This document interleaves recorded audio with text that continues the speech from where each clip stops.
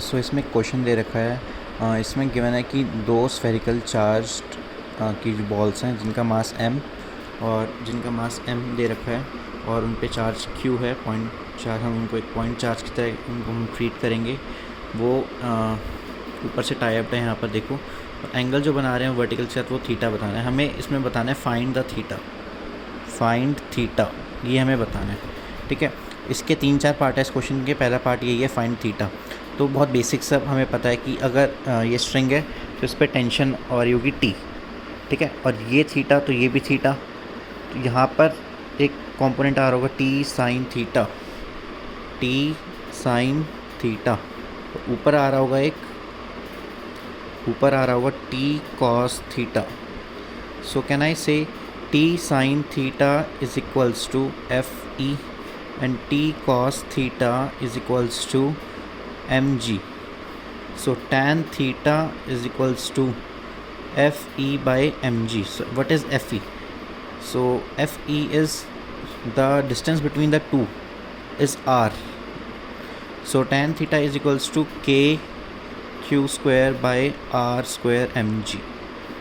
So this is the theta is equals to tan inverse k q square by are square M G.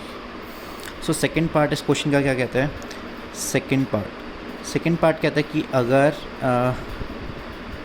ये एक मास m की spherical ball और एक ये भी मास m की स्फेरिकल बॉल, इस पे चार्ज है जो q है, इस पे भी चार्ज है जो q है, और ये जो थीटा बना रहा है, सपोज ये थीटा बना रहा है, और इन दोनों के बीच का जो डिस्टेंस है वो है r, तो अब हमें ये बताना है कि जब ये डिस्टेंस r की जगह, जब ये r है तो ये इक्विलिब्रियम पर है। तो अगर मैं इसको r1 कर दूं, एक ये मास m और एक ये रहा मास m, तो जब ये r1 हो जाएगा तो ये भी θ1 कुछ चेंज हो जाएगा। तो ये जो r है दोनों स्फेरिकल बॉल के बीच का डिस्टेंस, और ये जो दो स्फेरिकल बॉल्स हैं उनका डिस्टेंस यहाँ पर है r1, ये दो के बीच का डिस्टेंस। तो मैं r एंड मतलब जो ये इसको कैपिटल R कर लो और इसको r1 कर लो, इसमें हमें रिलेशन बताना है। इसमें क्या रिलेशन है?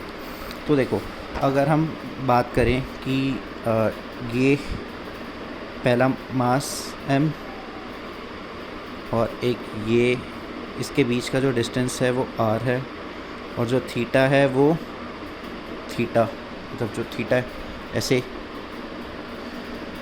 तो ये टेंशन और यहाँ पर थीटा फिर से, तो मैं लिख सकता हूँ कि T sine theta is equals to K Q square by are square, and T cos theta is equals to M ji. So यहाँ से आ जाएगा हमारे पास tan theta is equals to K Q square by are square M G. ठीक है, यहाँ से हमारे पास आ गया tan theta is equals to M G. और हमें पता है कि थीटा अगर हमें निकालना हो, इसमें हम थीटा क्या होगा, इसमें थीटा होगा, देखो ये था ना, ये थीटा था, इसके थीटा के सामने परपेंडिकुलर होता है, तो ये टोटल r थी, तो ये हो जाएगी r/2। So theta will be r/2, और ये height h perpendicular by base, ये होगा h, तो ये r/2 h। सो मैं लिख सकता हूँ कि r/2 into h is equals to K Q square by are square M G. तो ये हमने पहला रिलेशन बना लिया। तो हम इसमें r निकाल लेते हैं, तो r आ जाएगा हमारे पास K Q square into 2h by R cube, यहाँ पर लिख लो R cube is equals to K Q square 2h by M G. ये हमारे पास r आ गया। तो देखो एक बार मैं देख लेता हूँ ठीक लिखा है मैंने, ये के Q square 2h by M G.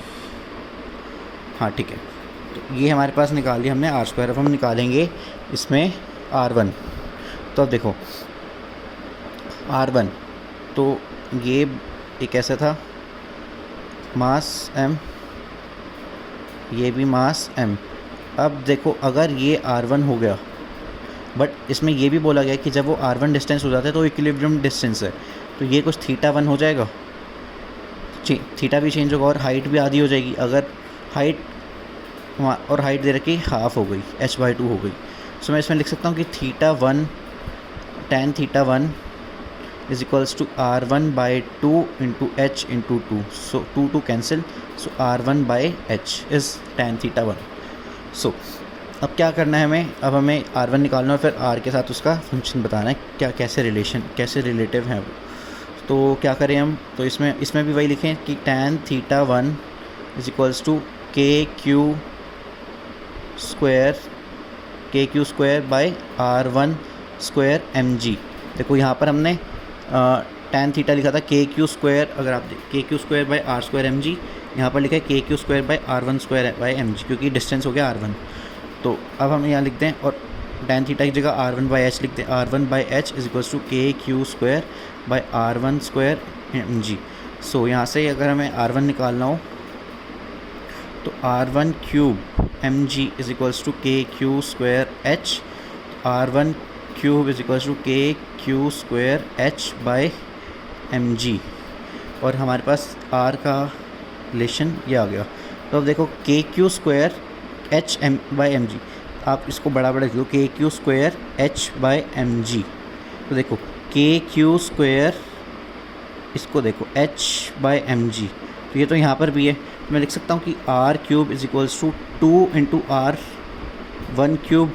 देखो क्योंकि r1 क्यूब क्या है, r1 cube is KQ square h by mg, और यहाँ पर भी देखो r क्यूब है KQ square 2h by mg। मैं इसको r क्यूब को ऐसे लिख सकता हूँ ना कि 2KQ square h by mg, और हमें पता है KQ स्क्वायर, देखो r क्यूब है हमारे पास 2KQ square h by mg, ठीक है, और हमने r1 क्यूब निकाल ली KQ square h by mg। तो देखो अब इसको हम रिलेटिव है, r cube is equals to 2r1 cube. So r1 cube कितना आया, हमें यही निकालना था फाइंड r1, इसमें हमें क्या था फाइंड r1, जब ये यहाँ पर हो गया था तो फाइंड r1। तो देखो r1 क्यूब कितनी आएगी यहाँ पर r1 क्यूब आएगी r cube by 2, so r1 cube is r by 2 power 1/3।